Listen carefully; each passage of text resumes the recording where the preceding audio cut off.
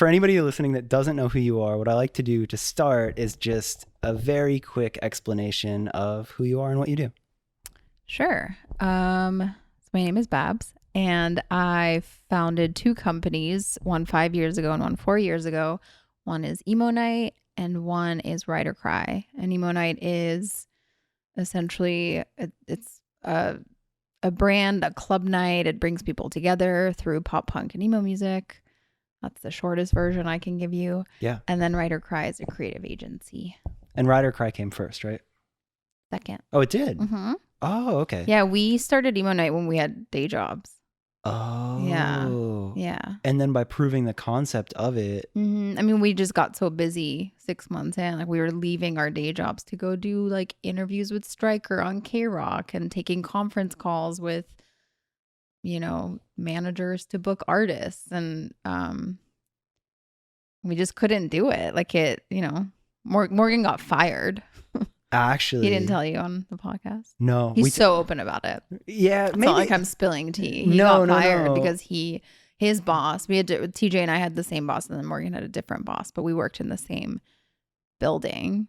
And he got fired, and then TJ and our boss was cool with it. He was super supportive, but we just couldn't handle it. Like, we were running socials for Coachella. Like, we were doing like huge things.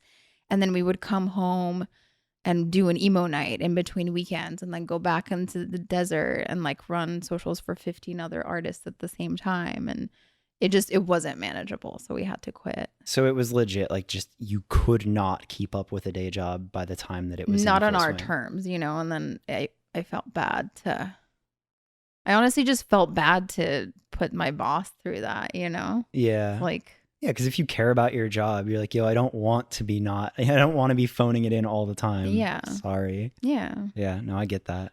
Damn. Okay. Well, that makes sense then. Mm-hmm. I should have known that. Yeah. That makes absolute sense. So that's the brief explanation. Mm-hmm.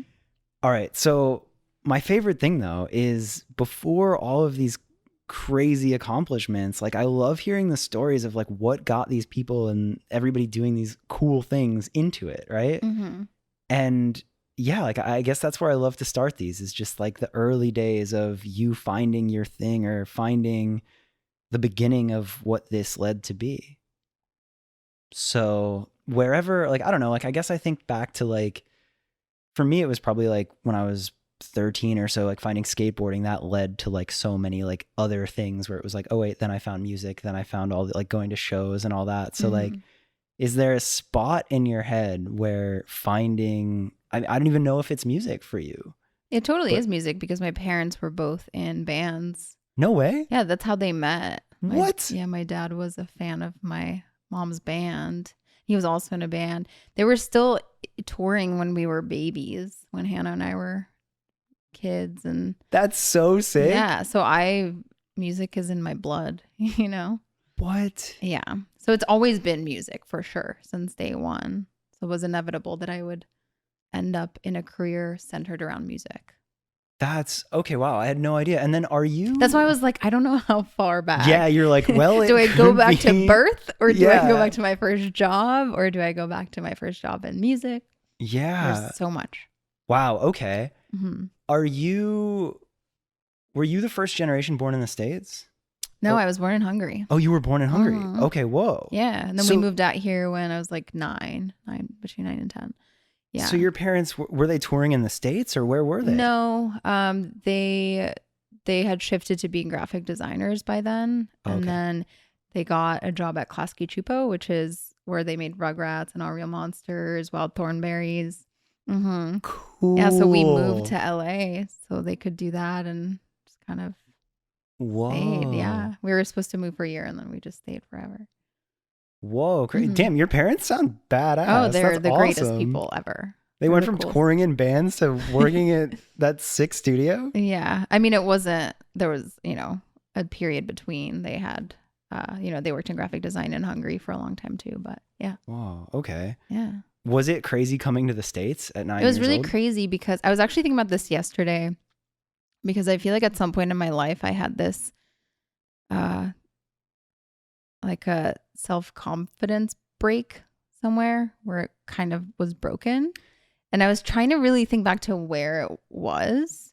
And I think it's because I'm a perfectionist by nature, but so I went to first and second grade in Hungary, and I was just like a straight A student. I was number one in my class. I was like, I have to, like, I got 1B+ once, and I lost my shit. I was crying, and I was like, the world has ended.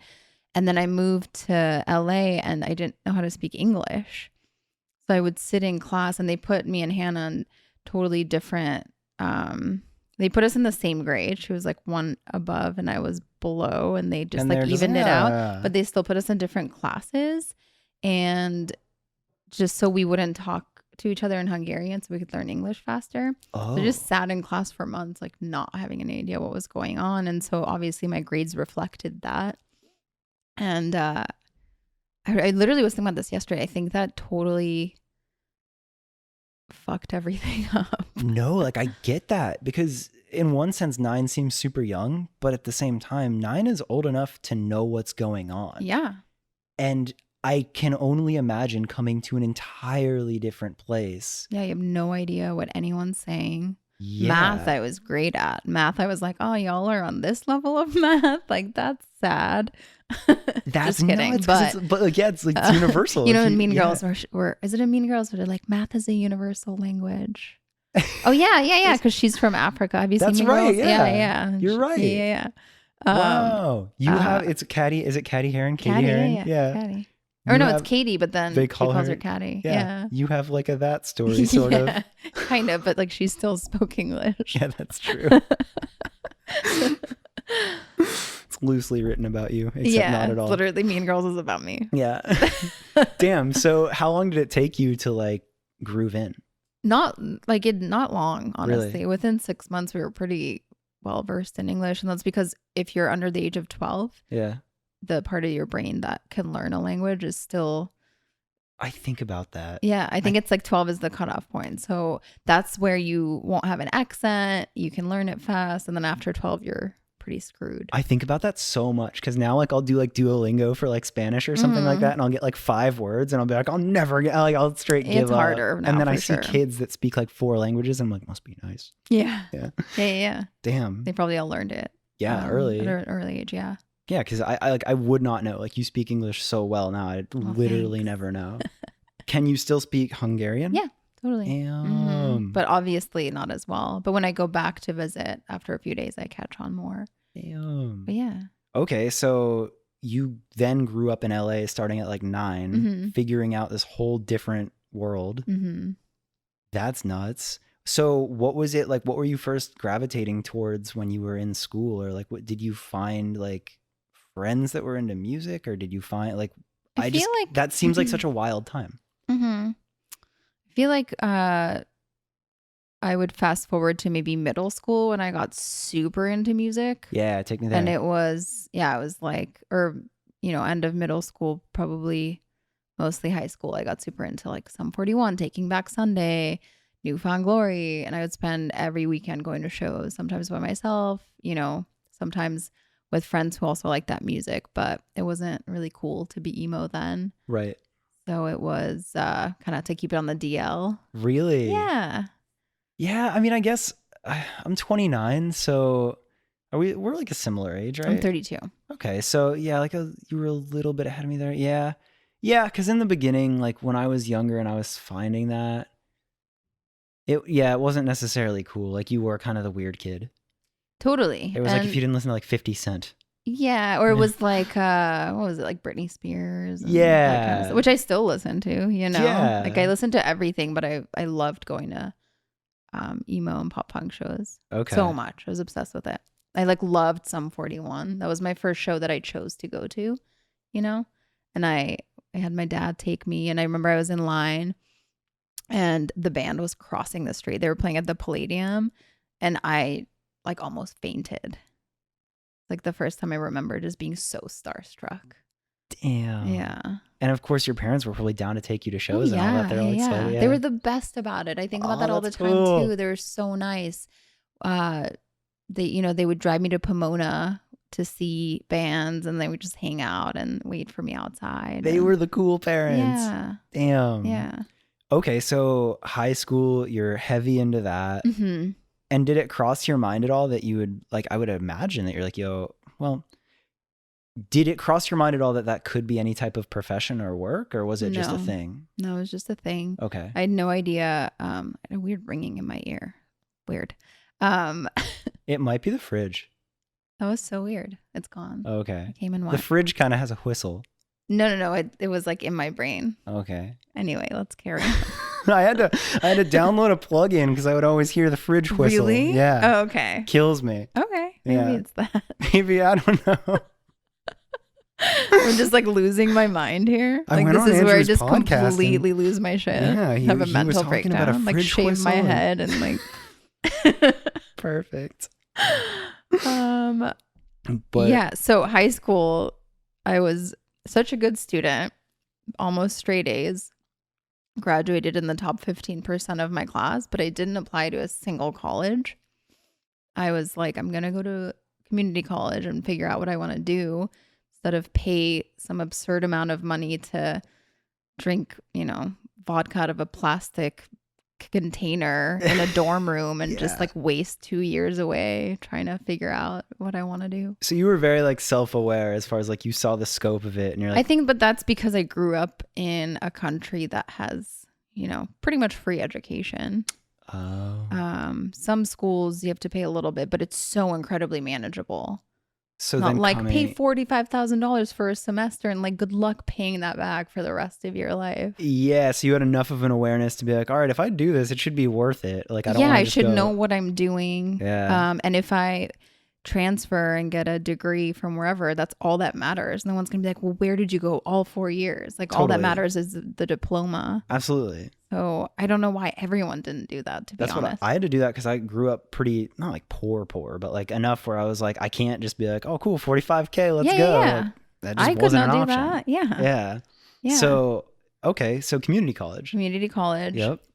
First class I took was Intro to News Writing. So I got immediately obsessed with journalism. Oh. So I started getting really into, I got on the school paper. I became the arts and leisure editor. Which again, like I wrote a lot about music and the arts. And then I obviously like oversaw everybody else writing and put together, like learned InDesign, did the layout of the paper, all that kind of stuff. And then at the same time, I was working at 3 different clothing stores doing visual merchandising. So I worked at American Apparel, this store called Hardtail, and then this store called The Closet. And I was doing like all their window displays, all the layout of the store, like what should go where the graphics go, all that kind of stuff. There's like a whole science to that too, right? Like, it that's is. A whole Everybody's thing. like, oh, cute. Like you dress mannequins in the window. How fun. But you have to look at sales reports. You have to look at forecasting analytics, like all these things to see what should go where and what people should see when they walk in and, what sells, what doesn't, all those kinds of things. I had a friend that worked at Urban and it was like a similar experience. Urban is like beyond. Yeah. Like she was explaining to me and I was like, yeah, it's nuts. That's some rocket science type shit. I thought it was legit. Just like, oh, cool. That throw that shirt on. Those colors look good together. Run it. Yeah. It's not. It's different. It's not at all. These companies want to make money, I guess. Yeah. Damn. Okay. So you were doing that for 3 stores? 3 stores and then going to school. So the hustle you stayed began. That's where the hustle all began. Was that you trying to make money? Like, or was that, yeah? Yeah. Make money. And also I still had no idea what I really wanted to do. And so for a second I thought I'll just work in visual merchandising. That'll be my thing forever. Yeah.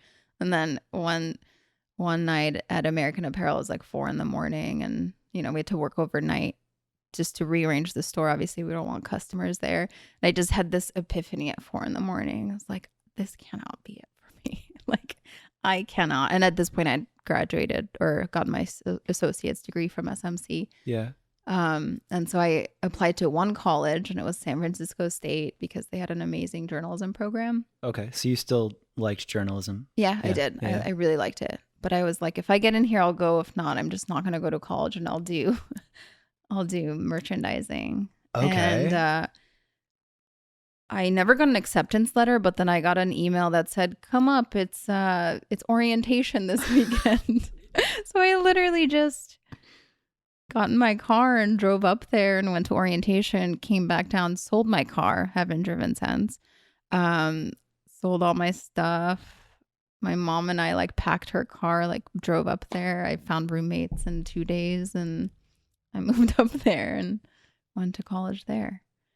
Damn. So you did it. I did it. Okay. So something that I keep thinking about as you're saying this, you say a lot of things that you say casually, but it takes a certain amount of like initiative. Yeah. You know, like you don't just stumble upon having 3 jobs or applying to a college or like learning those things. I applied to American Apparel 7 times before I got the job.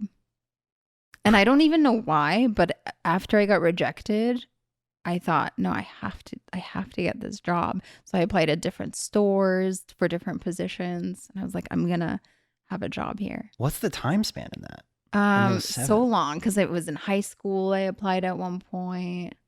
Probably a couple of years, honestly. I was just determined. Yeah. Like, I don't know why. Yeah, like that's interesting. Like you said, you were a perfectionist from that early age. Like, I don't know. Like, I guess it's just wild for me to think about, like coming to the States, learning a whole new culture, but then, you know, getting into finding your groove, obviously, like you learn English, you do all that, but just this determination, like, I have determination. That's very interesting because you've had that for a long time. Pretty like much not forever, I feel like. Yeah, damn. Yeah. Okay, so at a pretty young age then you had to have had that American Apparel realization where you're like, this isn't it. Like, I mean, what, you're probably like not 20? At that point? Yeah. I was probably like 20, 22. Okay. Because there was like a year and a half between SMC and going to San Francisco State. Damn. Yeah. All right. So then life continues. You go up there, you sell everything, you go up there. Yeah. Obviously, and then same formula. I got a job at Marc Jacobs, which was such a good paying job that I had to take it, but it was 5 days a week. So I had to fit my school schedule into 2 full days. So it was school from 8 a.m. to like 10 p.m. And the first day I had off that year was Thanksgiving. I didn't have a day off until Thanksgiving. I was just hustling. I was like, I have to pay for living here, my rent, my tuition, and then I have to finish college. And I was on the school paper. I was on the school magazine, like creating all this content, again, focusing on music. I was the first person at our college to do a video interview with artists that would come and play. And I remember I pitched it to my professor and she was like, that's not newsworthy. Like, we don't need that here. And I was like, well, I'm just going to do it anyway. We can put it up on our YouTube. Most viewed, most watched story of the semester. And I was just like, hey, yeah. And that was the thing, is so many of the professors there were so old school, which I love. You know, they grew up in the time of newspaper is like everything. And I think they had a really hard time transitioning into the digital world, but like you have to do it. My dad, one of his first things was he was in typesetting. Oh shit. Yeah, hearing him pivot out of that is wild. Yeah, and you pivot out of that. I don't think that's a thing anymore. I don't think you can go around the union and be like, I'm a typesetter. What up? Yeah. Got this sick Mac keyboard. Put new keys on it for you. Yeah. That's amazing. So they were like very old school journalism and they just didn't get it. Because the other thing that I was thinking about is like, you're doing so much. I feel like a lot of people could very much get out of liking music during that. Like you're going to college, you move, you have all this work to do. Where you were still, obviously you interviewed an artist. So like music was still a thing through all of it. It was still a thing. And then also at some point I had another epiphany at Marc Jacobs and I was like, I can't do this. Like I can't work 5 days here. So I remember one day, I think I went out with my friends and I got kind of drunk and I went home and I Googled music jobs, San Francisco college.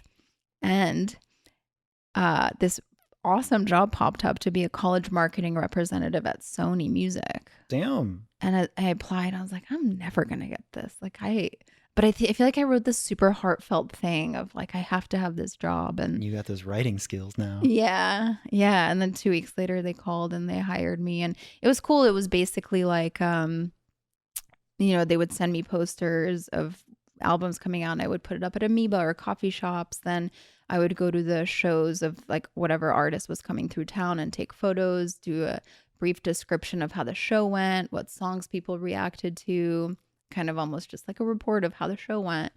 And we did a lot of like online marketing.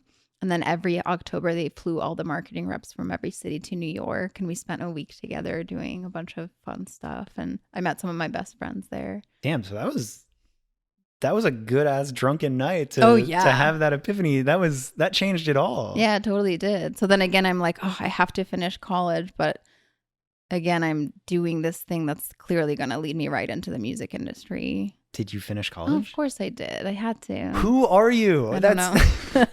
Yeah. I feel like my story is it's like similar, but with less dedication of like, I go to college for the 2 years and then meet my friends that are touring in bands. And I'm like, that's better. That'll be the thing anyway, and drop out. And you're like, no, do it all. I really deal with the long days. Could have done that, honestly. But respect though. Yeah. College really teaches you time management, and it's not about anything else you learn. It's about like being on time and time management and keeping track of things. And I don't know. I think that like those are the skills I learned. That's a good, honestly, like that's a cool perspective. And I think you're right, because do you really remember the nitty gritty details of specific classes, or absolutely not? No, like, no. Yeah. Okay. So damn, you finished college, stayed in San Francisco. So what happens when you finish college then? So then I moved you're here in LA. Back down here, and pretty much immediately, because San Francisco is, I think at the time, I don't know if it still is, but it was more expensive than New York. Yeah. I think it is now again too, because all the tech companies moved in there a few years ago, but it was unlivable. Like I was living in a walk-in closet. Oh, so it was like, insane. It was the thing that people talk about. Where you're of course. I lived with 7 other people. It was like the real world, but it was so fun. It was so cool. You look back at it now and you're like, I'm like, what? That was so cool. So I moved back here and immediately threw my back out, which I now know is not a real thing, and that it was all from stress. It was years of built up stress. And the second I came back, I was at Hannah's apartment and I remember we were watching the Katy Perry documentary, sitting on her floor, and I tried to get up and I like fell to the ground, and it took me months to recover because my body was literally like, you have to lay down for a while. I had to go to physical therapy. Like my body shut down. And then the second I got back up, I went to Joshua Tree. I did mushrooms. And then I came back and I got a job at CAA as an assistant through Sony, through the college marketing rep program. My boss there was a college rep at one point, and it's a very like culty thing. Like you help those people out forever. Yeah. And that was like my first actual job in music as an assistant in. And was CAA the job that you ended up having to leave when Emo Nite started popping up? It was the job after that. Okay, so I was at CAA for 2 years. I did digital strategy for 1 year, and then I worked in touring for a year. And then I left there and I worked at this company called Versus Digital. And that's where I was for a year, then left and did Emo Nite. Fucking qualified. I've seen it all, I feel like. Yeah. Jeez, that's nuts to me. I had no idea that you have done so much and went through a full college education, all of that happening, and almost 2 different lives, because you could have had a whole different life in retail if you had wanted to. Or I could have been a journalist. Or journalism. Damn. Yeah. So, and then tell me again the last company that you were at. So it was this company called Versus Digital. And what were they doing? So, okay, this kind of ties into how Emo Nite started. I knew TJ, or I met TJ through this girl, Ari, that I started at CAA on the same day with. Cool. And I think we were in Palm Springs for her birthday. And that was the first time I'd ever like actually hung out with TJ. I feel like I'd run into him here and there, and we sang Dashboard Confessional together. And at the same time, so then at that time, we're like, we should start a thing at a bar where we play this music, because, there isn't a place like that in LA. But then at the same time, he was like, also, because I was talking about how much I hated being at CAA. And he was like, well, we're also hiring at this digital agency that I work at. You should come and interview. And so I started working there, and we started Emo Nite pretty much at the same time. Whoa. Also, props for actually doing the thing. How many times do you have those conversations where you have like this incredible thing and you're with your friends and you're like, what if we did this? Yeah, what if we like went on the moon? And we no, totally. Yeah. But you never hear that followed by, so we did it. Oh yeah. Lots of ideas, I feel like. That's crazy. Yeah. So similar time, you're starting that, and Emo Nite started off as like a pretty small, what, it was like, when was it? It was like a weekday night. Tuesday night, yeah. Tuesday night. Well, it's because we, Morgan's friend worked at the Short Stop, and he asked if we could do it there, and we wanted to call it Taking Back Thursday, but they said Thursday is so busy they wouldn't let us have it. They're like, well, your night is probably not gonna like do that well, so we'll give you a Tuesday. So we had to call it Taking Back Tuesday. And kind of like that. Still sort of works. Yeah. I mean, it's all the same, but we were like, anyway, it worked, so we should do it again. And then we did it there twice before moving to the Echoplex. It only took 2 times. Yeah. Damn. And I mean, it was just, it couldn't contain the party. Like, there was like a line and people couldn't get in. And at that time, did it process or did it register to you like, damn, we might have just made something real special? Or was it just kind of like, well, we're having fun and we got to fit more people? Exactly. 100%. Okay. We were just like, this is a problem. We have to solve it. Yeah. Like, that was it. What was the first time that it kind of registered to you of like, oh, this is a thing? Probably at the 1-year anniversary. Okay. Maybe. So 12 of them. It was one a month, right? Yeah, maybe. Yeah, because everything was so crazy that I don't think we had time to sit down and really think about. Yeah. And I don't think we still do. We don't have like a 5-year plan, we just kind of roll with it. Well, that's the best part though. It's like the whole time it feels authentic, right? Like you go to those and it's just people having fun. Mm-hmm. Like there's a sense of just honest, authentic fun. Like it doesn't need to be some big pretentious thing. It doesn't need to be anything it's not. It's just like, yo, come hang out, sing these songs with your friends. Yeah. But it's so cool that it's turned into what it has. It's incredible. It's awesome. And surreal. Yeah. Well, okay. So the other thing that is really important to me, because I don't know if you realize it, but you, not to be cheesy, Emo Nite was it changed a part of my life. In what way? Because I met some of the most important people in my life through it. Amazing. In a really weird happenstance way. Okay. Where I was working at Equal Vision, kind of was checking out because I was getting really excited about like SoundCloud and all of like the alternative hip hop and everything happening like that. So this is all happening. And in my head, I'm like, man, what if I just like start a label or something to like help my friends put out music? And the first artist that I ever worked with was Family Pet. Okay. And then Emo Nite Day happened and Family Pet, you guys randomly booked them. Yeah. And I don't know how that happened because they were so under the radar. And it was I don't know, it was later than a year. It had to have been. It was at Emo Nite Day. Emo Nite Day. Yeah, that was like year 3. Yeah. It was pretty deep in it. But year 3. By that time, that was at the Shrine. Yeah. And there was this little stage that had every up and coming relevant artist on SoundCloud. Mm-hmm. And no one was paying attention to that. No. And please tell me how did you do that? How did you find every artist then? Well, I wouldn't want to take credit for that, honestly, because these guys called Ham on Everything. Adam. Adam and Romo. Oh. They DJ the Echoplex patio.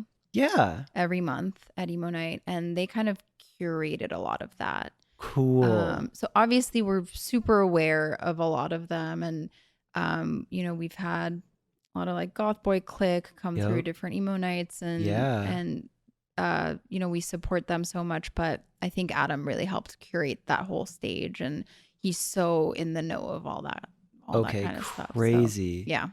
Because credit to him. Yeah, shouts to him. Yeah. And that's cool because he's been throwing his own shows and doing things like that. Like he has his own lane for sure. Mm-hmm. But that was so crazy because even bigger than myself, but I go and meet Family Pet there. And then through them, I meet Shinigami and I meet all of these people that were all brought together by that night. Also, can we talk about like having to fit these people on our flyer? Like Wicca Face Springs Eternal took up a line. We were literally for hours sitting. We were throwing an Emo Nite, and in between sets we would be in the back like designing it, And we were like, we cannot fit Like, Wake Cafe Springs Eternal on this flyer. You're like, you want to book an artist so bad, and you're like, the name's too big. We don't know what to do. We have 2 Yeah, and minutes. we were just like cross-referencing the spelling of them. We're like, are these spelled right? There's no way they're spelled right. It's true, and everything's like either lowercase or all caps. Yeah, it's so all like there's- Lil something, and yeah, it's You accidentally throw Lil Wikiface Springs Eternal up on there. Yeah. That's unreal. yeah. But yeah, like that moment was so, in my opinion, that was so important for that entire community because a lot of everyone met that day in person. So just by that happening, and like that's just one little circle, right? That's just my story. That's just my side of it. And Yeah. I think about that with Emo Nite a lot, and it's crazy. I mean, you and TJ singing Dashboard starts that, right? Mhm. And then it's like a bunch of people show up to sing their favorite songs, and now they're best friends, and now what? Totally. And now Phil they're and dating. Hannah are now married. they're married. Yeah, Yeah. like yeah. that to me, like throughout all of everything, building community and like putting things like that together is the coolest thing in the world. So you I don't even want to say accidentally because it wasn't accidental. There was a lot that went into it, but like the bigger picture of what that created on so many levels has impacted so many things, and that's unreal to me. Yeah, I mean, that's honestly what keeps me going because sometimes it's really hard to juggle everything and keep it going and, just try to stay sane through it. I mean, there have been, last year, I can think of 2 times where it was the LA Emo Night and we were getting close to doors and I had such a bad panic attack that I walked across the street to Stories, the coffee shop, and I was in Yeah. the parking lot just like having a complete mental breakdown. And I would have to like ask Morgan to come out and just like talk me off the ledge essentially. Because I was just like, I can't go in there and be surrounded by people. Like it's just so overwhelming. Yeah. But then I always remember like it's not about me, it's about the people who meet there. It's about the community. It's about making other people happy and it's brought me so much joy, but I have to think outside of myself and remember that it's not about me, it's about the community at large. And then that's kind of what gets me like back in the room. It brings you back. Mm-hmm. I mean, I so much get that though, because, and I'm so like, this is the perfect transition because I think about that, right? Like where it started off, the first year is a blur, right? You're just like, get a bigger Complete venue, blur, yeah. make it happen. And it's this like very like just make it happen, do it because it's fun thing. Mm-hmm. And then you hit a level where it becomes a thing, where you have to quit your job, where it becomes the full production and it becomes a real job. Yeah, and not only that, but then year 2 we start touring it. Oh, that was year 2?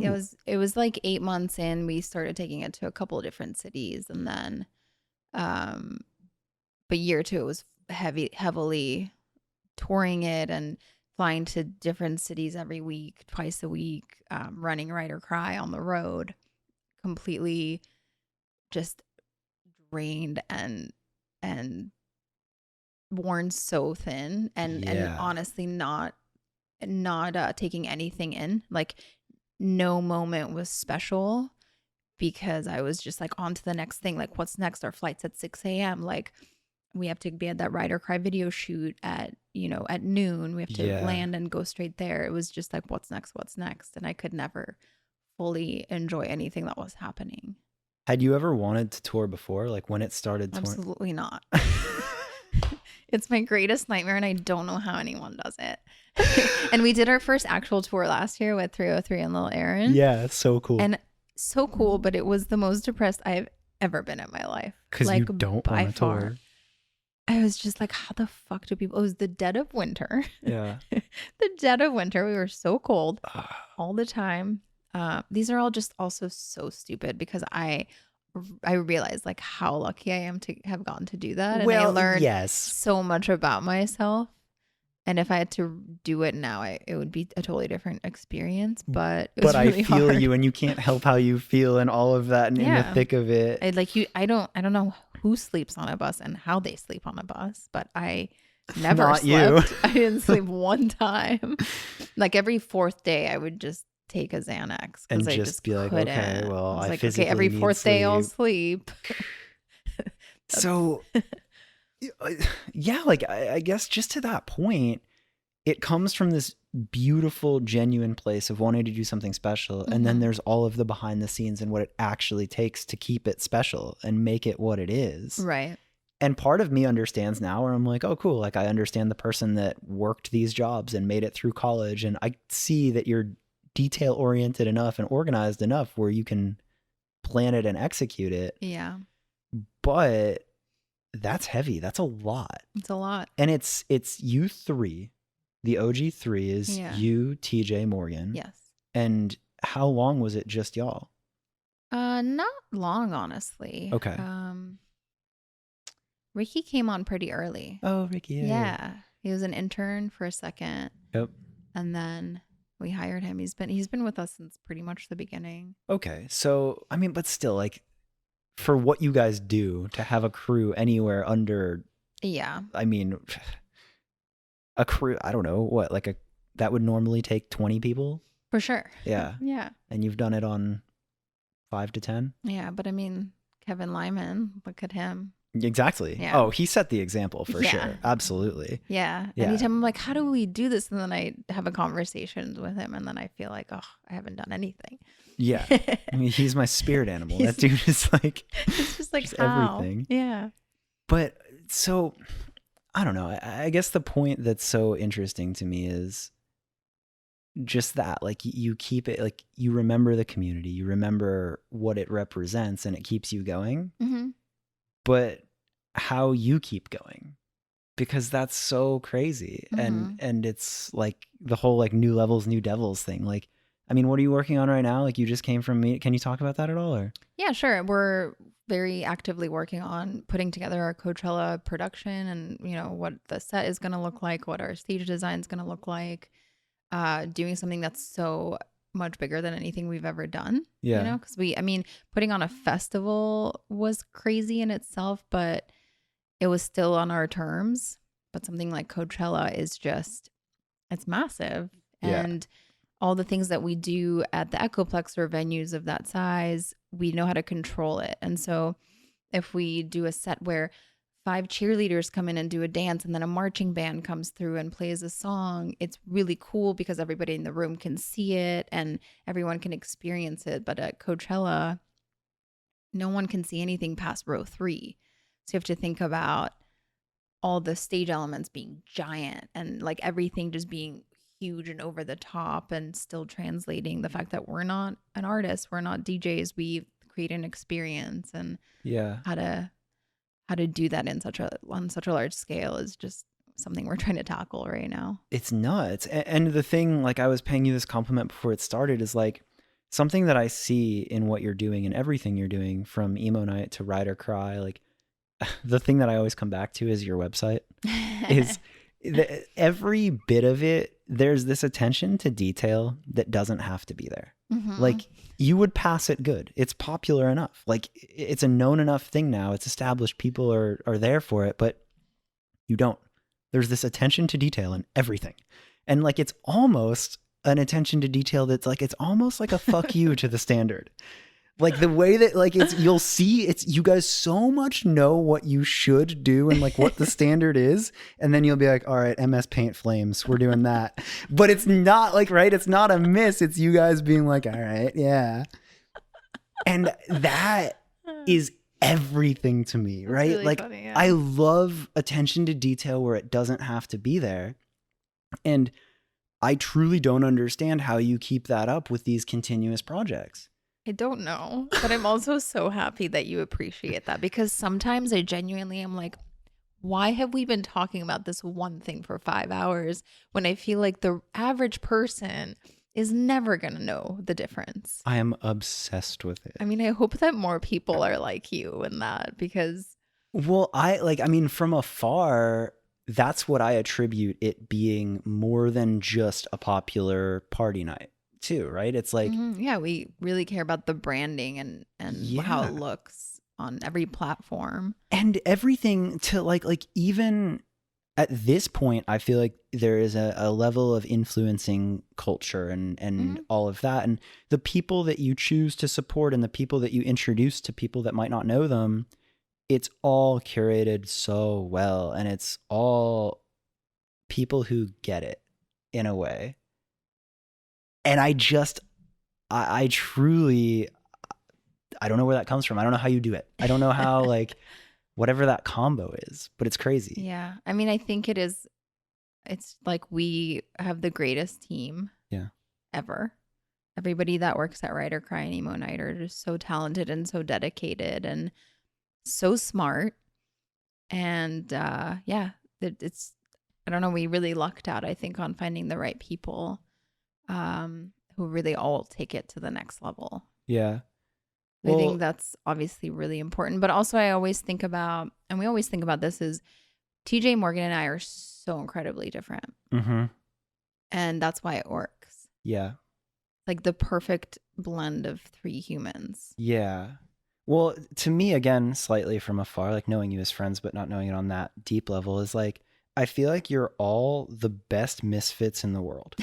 Like you all have these interesting stories and you don't quite fit in a sense, but you're all smart as shit. And like, it's not just like the kid, like the burnout misfit kid. It's like, you have all of this, like, you know, your discipline and your attention to detail and the way that you went to school and all of that. And like, you know, Morgan's vision for the way he sees video or creative things. It's crazy. Like, and I feel like it is like this superpower. I don't know TJ because it's as like, well, honestly, but the things that Morgan comes up with, I could never even, like, I feel like I'm better at the like logistical aspect of everything. Yeah. And I still bring a creative element to it, but he's on some next level shit. Yeah. And so I kind of like leave that to him at this point. Yeah. Because I'd rather just focus on what I'm good at and what I feel good doing. Yeah. And that's like the annoying day-to-day shit, but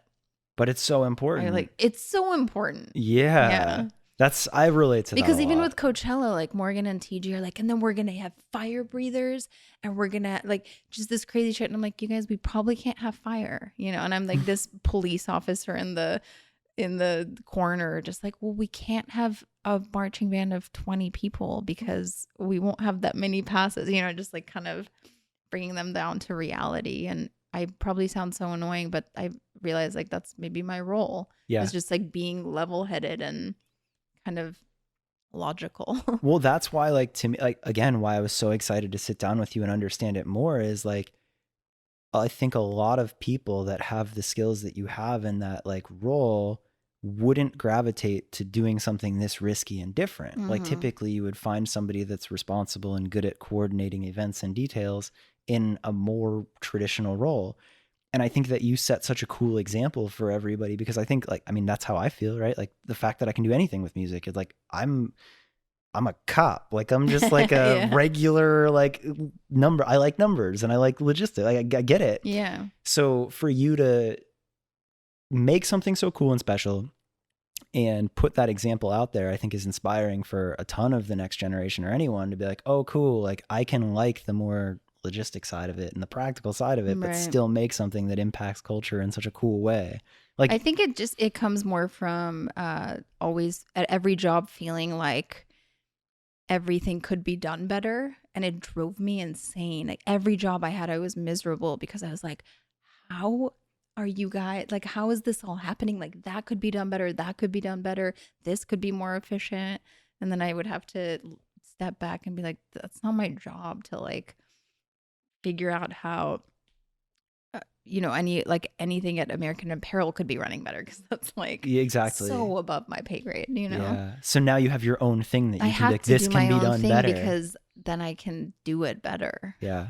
Yeah. That's really all it is. It's like I drove myself into insanity because I just couldn't handle working at a place that I couldn't almost like control and make better. Yeah.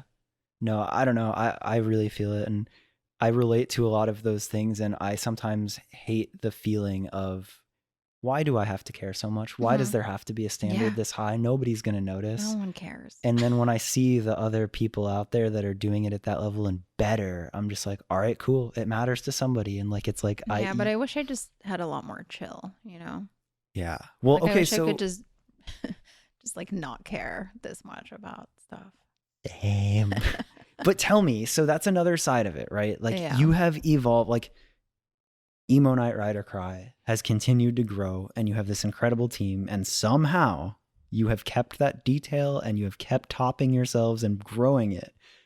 But you were saying like you'll have those nights at the Echoplex where you'll run out and, you know, like you're on the verge, right? Mm-hmm. And I think that that's a thing that's really important to talk about, of like burnout and like mental stability and how you balance that, because on one side it matters so much and like you can't not have that attention to detail.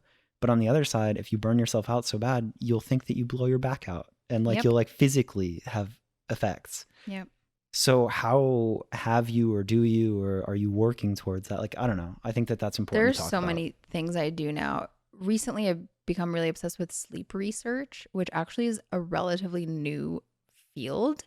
Like not it hasn't been that long that people actually understand why we sleep, and like nobody actually really knows the real science of like why we sleep. But it's very important to know that you have to sleep to like perform at your highest level. Yeah. Or even perform at a regular level. And for a long time I was really sleeping terribly, especially the first 2 years of Emo Nite. I would lay awake all night and be like, oh, like this thing could have been better, or like I should have said this in an email. Yeah. And I just would sleep like an hour at night, you know? And we were traveling a lot, so also that disrupted my sleep a lot. But now I'm realizing that if, you know, getting 8 hours of sleep is the most important thing, because then every hour of my day is super efficient and I feel better. So I've just been really obsessed with like doing things to sleep better. Which it's like putting your phone down 2 hours before you go to sleep. Just don't look at it. Yeah. Don't look at screens, because your brain thinks it's sunlight. And so then you'll have a harder time going to sleep. And certain things like dimming the lights in your apartment and trying to go to bed around the same time and waking up at the same time, and having the temperature in your room be 2 degrees colder than you would want it to be, because your body sleeps at like better at that temperature. Just certain things like that. Yeah. I've become obsessed with. And then I also meditate a lot now. I meditate every morning. I wake up, it's the first thing I do. Can I ask you a question on that? Yeah. Okay, so I love all of these things, and I think that they're the easiest things to neglect. Like it's so easy to put yourself last. As soon as you have a project, anybody's asking, and as soon as you start to, you like the little bits of feeling better, and then you're better at everything. So I love it, and I'm always trying. With meditation, I've talked to a couple different people, and I'm always like quick to have my thoughts just go everywhere. Sure, and that's fine. So what's your technique? Like what have you found? You just have to keep doing it every day. Like there's no secret to meditation. There are people who've been meditating for a decade and are still thinking, like that's the point. That's the point, is you'll sit there and you'll think about something random and you have to bring yourself back. And it's like, think about it. Anything you do continuously, you get better at. So you get better at immediately noticing it versus like having a 2-minute train of thought and then being like, oh shit, I should be meditating, and coming back to being mindful. Yeah. But then also think about, if you meditate for 15 minutes a day, that's 15 minutes that you're not doing anything else. You're not looking at your phone. You're not like preoccupied with 100 things at once. So even if it's just that, think about how beneficial that is. Yeah. Even just sitting in silence and like staring at the wall, you probably never do that. Well, where I really learned it was going to the gym, the sauna. They have a sauna at the gym. That's amazing. And it's so hot. It's or a steam room, whatever. Yeah. That you can't do anything except for focus on breathe. How good does that feel? And it's so good. Yeah, like, but you probably can't do that every day. No. But so it's way easier thing is just to meditate. Yeah. But that was like kind of learning it at first, like, oh wait. Cause it was like, it wasn't even the physical, like, oh, hot room, whatever. Like it was just like clearing your mind. It was the first time of being like, oh, I get it. Yeah. So I kind of get it. Yeah. I'm still working on it. Yeah. I mean, it's definitely tough. I've been meditating for a year, and it's the first month that I've been doing it like every day consistently. Damn. But and now you can I'm like feel on it. Yeah. Oh my God. Yeah. Yeah. That's so cool. Because even just starting your day, not immediately looking at your phone and being like, oh, like who liked my shit on Instagram? Like who what email? You don't need to respond to any email at 7 a.m. Yeah. Like you genuinely don't, unless you have an event that day and you know, like there's like probably some shit you should probably get to. Yeah. You can get up and spend the first hour not looking at your phone and you'll be fine. Yeah. And just see how much better your day is. It's crazy too, because a lot of the really successful people I've talked to have routines like that. Mm-hmm. So it's like you get so hustle bustle and you're like, I need to grind and this and that and this. And then you look at the people that are killing it and they're like, take some time, align yourself. Yeah, but you learn that Yeah. as you grow. But it's cool. Like, I don't know. I hope with this podcast that learning those things from somebody that you respect, like, you know, maybe you can learn it a little bit sooner by hearing enough people that you respect say it. You know, anytime I hear somebody say it, again, I'm like, all right, yeah, it's important. Yeah. And I mean, I started going to acupuncture 5 years ago for my back. Oh. Or maybe it was 4 years ago. And she's changed my whole life. Yeah. Like, and it's really sad because she's moving in 4 months and I'm literally devastated because she's changed everything. She literally fixed my back. Basically, mostly by telling me that it's all mental and that it all comes from stress. Really? And it all comes out in your back. Yeah. Whoa. She got me off of antidepressants. Huge. I'm not even like, I don't even have depression anymore. She changed my diet, like literally everything slowly through 4 years. She's completely changed who I am. And you know, she basically, because I'm always like, oh, I feel like, you know, I'm always hard on myself. I was like, oh, I had like a slice of pizza today. She's like, oh my God, it doesn't matter. Like, yeah, you can just like, you can fuck up. Like, you cannot meditate for a day. You can eat like shit for a day and just kind of like regroup and just like quickly get back to your regular habits that make you feel good. And then she also said, you know, you're like my youngest patient that actually like has their shit together. So just stop being so hard on yourself. Just that little bit of encouragement. Yeah. Damn. That's sad. I'm sorry that she's leaving. Damn it. It's devastating. It's honestly, sometimes I just burst into tears because she told me a couple weeks ago and I'm like, where's she going? Boise, because that's where she grew up. So she's just moving back.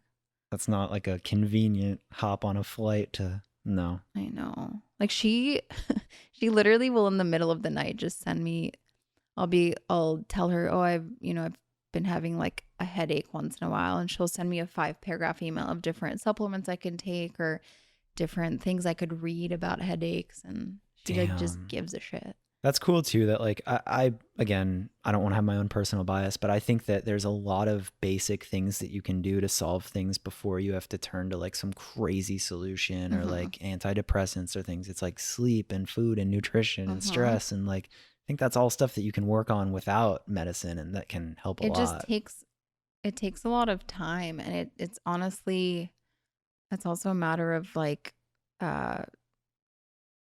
being able to afford things like that, you know, because it's like food, like good food is expensive. Yeah, that's true. And I don't know, a lot of the things that I think can make people change are not really as accessible as they should be. Yeah, that's actually fucked up. It's really fucked up. I mean, there's small things, right? Like you can cut out junk food and eat to some degree better for a similar price. If you're cooking at home, you can meditate.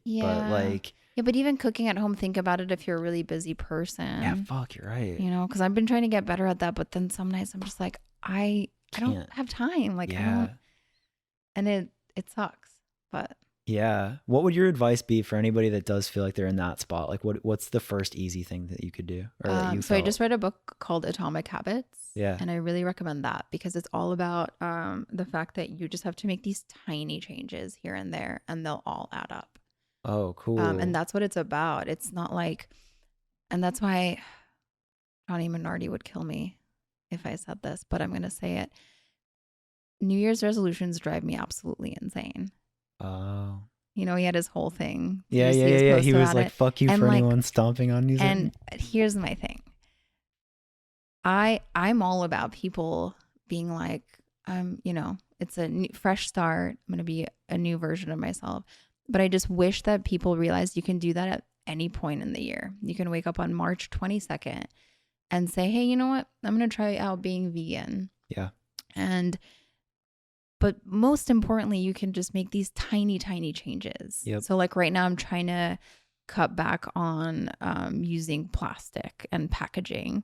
And so I'm just starting really small. Like the cotton rounds I use to wipe off my makeup, I bought like cloth ones, like reusable ones. Or, when I travel, I take a coffee mug and a water bottle with me. And so like if I go to Starbucks, I'll use my coffee mug, like just like little things. So I'm not like, I'm cutting out all plastic because I couldn't do it. Yeah, that's an interesting point. And I see both sides, right? Like it's like, cool, don't hate on people that are trying to better themselves. And I don't hate on them. Right. At all. But it's the other side of it where it's like, don't set yourself up for failure. It's so much pressure. If you do this whole grandiose thing, cool, it's 2020, January 1st, I'm not going to do this. I'm not going to do this. I'm going to change all these things. Then as soon as you fuck up, you feel like shit. And then you quit. Yeah. Whereas if you don't hold yourself on that crazy high pedestal or that accountability. Yeah. And you're just like, okay, cool. Like if I do this one day instead of 0 days, that's better. Yeah. Like what if instead of saying I'm going to lose 20 pounds and January 1st, I'm going to start working out every day. What if you're like, hey, I'm going to go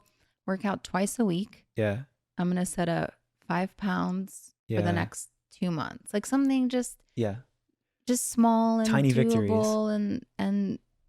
And you can do it and you're not going to feel like shit at the end of the day. That was a huge one for me. Like I heard, we were talking about like some of our favorite podcasts and Drama or Chris Paff, he was talking about like how he like kind of turned his life around.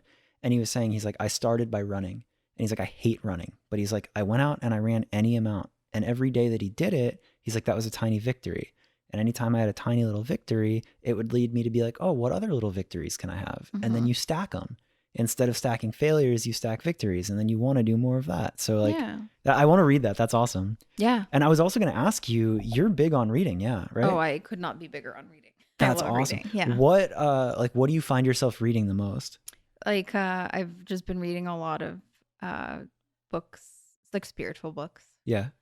So 2 books that really changed my life last year were Eckhart Tolle's A New Earth. Okay. And that helped me kind of get out of depression because it talks about how you shouldn't identify with anything in your life. Like you shouldn't identify with your job or your friends or your hobbies. They should just be things that are happening in your life, but you should be okay with any of those things like disappearing and you still being you and centered. Which is why it kind of drives me crazy when like I go out and people are like, this is Babs from Emo Nite. And I'm just like, yes, sure. But like, there's so much more. Yeah. And I get it. You have to kind of like file people away in a certain way. But it helped me a lot because it's like, if I've experienced depression for a long time in my life. But then I was always like, oh, I'm sad. Oh, it's because I have depression. And then it would just spiral me into feeling more that way because I justified it. Yeah. Whereas now if I feel like shit, like I'll wake up and I'll feel like kind of sad. I'll go to a yoga class and I won't identify what that is. It's just the feeling. Yeah. And I go to yoga and I do something good for myself. And I would say 98% of the time I immediately feel better. But that took me again like years to figure out. Yeah. But again, like I think that the coolest part of podcasting and just having discussions is like the more you talk about it, hopefully, somebody can hear that and be like, huh, what if, right? And like maybe it saves somebody a year. And that's awesome. Yeah. Because it sucks to be in that spot. It sucks. And I've been in like the darkest spots, I've been like real down and like real. Well, what's also really weird to me as I think about your story, as I learned it in real time, is you were saying even in the very beginning, like in school, if you got a B, you were like, nah, like you had to get all A's, right? So it's like, strangely, I feel like the you that exists, every piece of it, like all the quirks and all, had to be the person that you are to make what you made and to influence and to like help the people you've helped and live the life you've lived. Because had you not that crazy detail, had you not held yourself so accountable, you probably wouldn't have taken the steps that got you to these points. Oh, totally not. Yeah.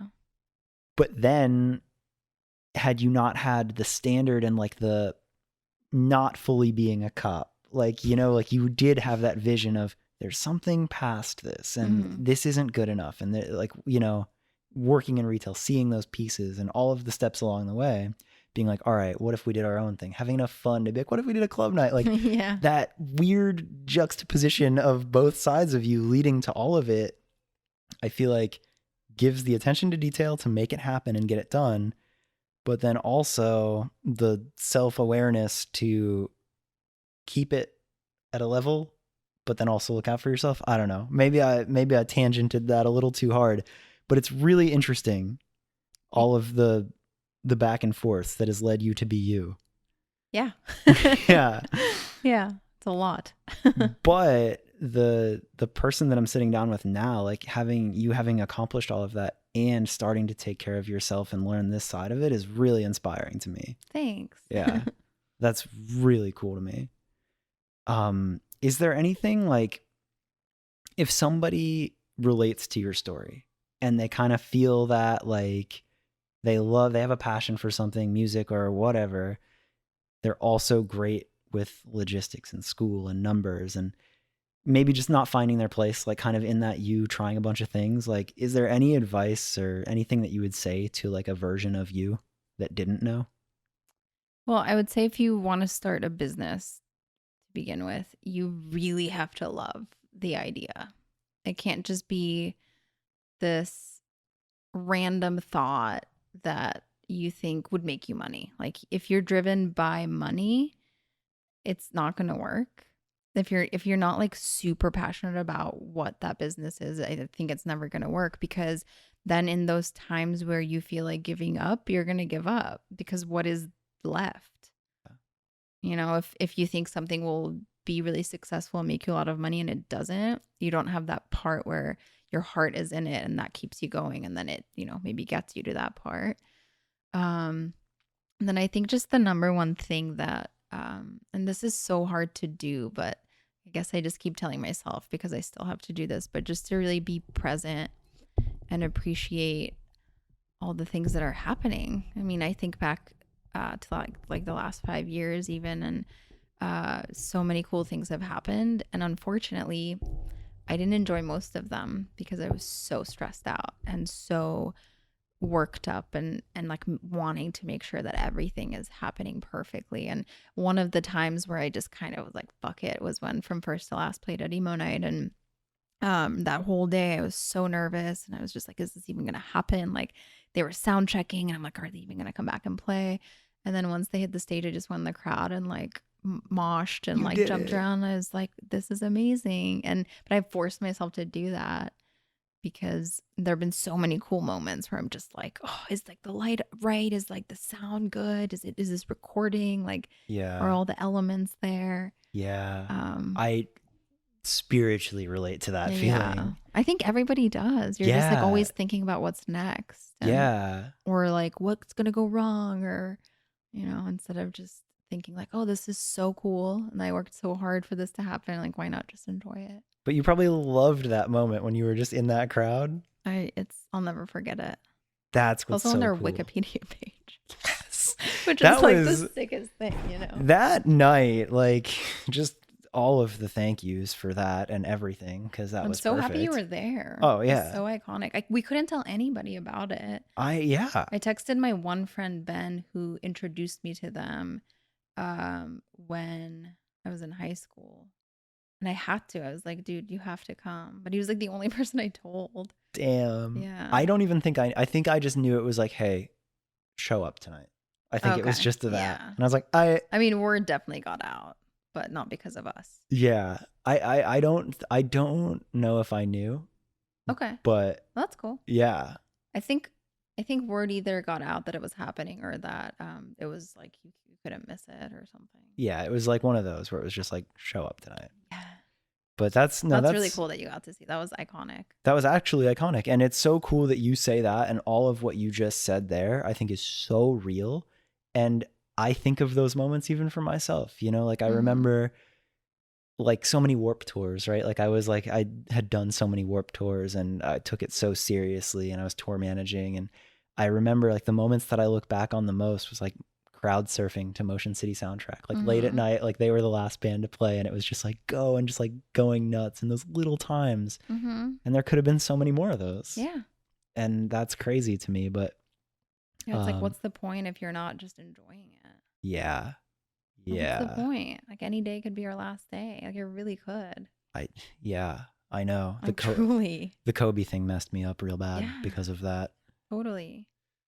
But yeah, I think that came at a, I mean, it's so incredibly unfortunate, but I think it really like impacted people in a way where they realize that like life is incredibly short. And unfortunately it takes moments like that to really resonate that message. Yeah. And I think like to me, like this could be a very deep one. So I don't want to go off too far on it, but it's like things like that, like that's the worst loss that you could ever have. But at least to me, if I was lost too soon, all I would want is to tell people to remind them to live their lives in the moment and not take things for granted. Right. So it's like you have something like that happen and it's like, let that be the reminder. Don't let it, like, that's as close as it has to be. Yeah, it's just so hard to actually live every day like that. I know. It really is. But again, like you said, the little habits, like if you can just have those little moments, if you can have 15 minutes of that in a day, then that's better. So that's cool. Yeah. Damn.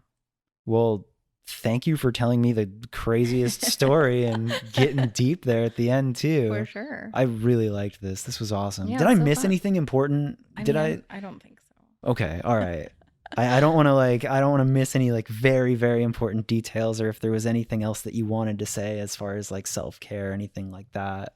And I could talk about self-care for like a million years, but I think I covered all the basics. I think that could help people out. Cool. I think about that too. Like the whole idea of this podcast is like tell somebody's story and, like kind of get into the now. But as it grows, I've talked to so many people that have this incredible perspective on things that I didn't even expect, right? It's like, it could have been like, how do you throw the perfect event?